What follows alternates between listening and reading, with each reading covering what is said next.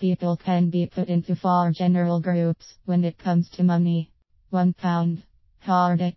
Definition of a hoarder: to accumulate for preservation, future use, etc. in a hidden or carefully guarded place. Think Scrooge.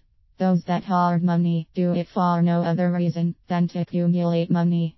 There is no intended goal for the money and no plans to make use of it in the future. People who engage in hoarding money will often forego necessities such as food or clothing in order to add a little more to their savings account. The high of hiding the money is short-lived, and soon they need to accumulate more. My mom was a hoarder, but not of money, of things. I remember walking past her bedroom one time, and there she was with all her jewelry laid out on her bed around her. She was happy just to look at it for hours. Yet she never wore it, and no one was allowed to touch it, or even look at it without her permission. When she passed and we went through it, we discovered most of it was costume jewelry, and of no value. I have never understood the hoarder. That would be like giving me a suitcase with $1 million in it, and telling me to keep it under my bed, and never ever spend it. That would be pure torture.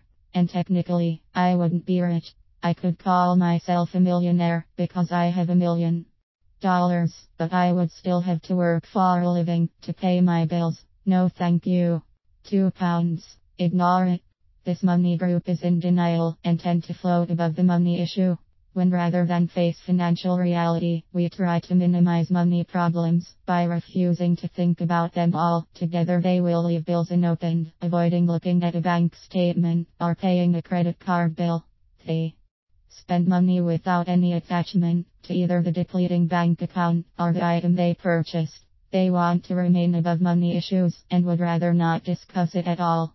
I tended to suffer from this from time to time. Just when bills came in, I would actually have the money to pay a bill, but not want to, in case something better came along.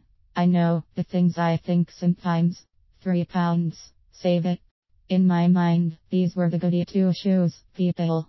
They saved for a house, a car, a trip. They gave up short-term gratification for long-term benefits. I thought they sucked. I always wanted it now.